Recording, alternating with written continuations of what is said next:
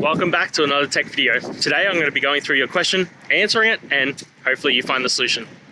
Now, don't forget to stay just a little bit crazy like me, and you'll hopefully get to the resolution. Now, let's continue on to the video.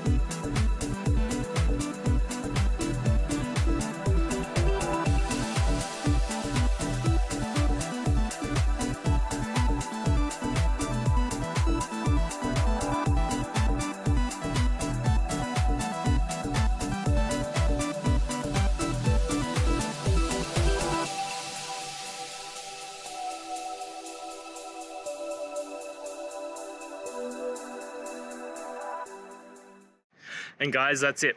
I hope this video has helped you and get you through to that resolution you needed. If it did, please, I'd appreciate it if you hit subscribe. Now, until the next time that you need technical help, I hope you have a good one. Cheers.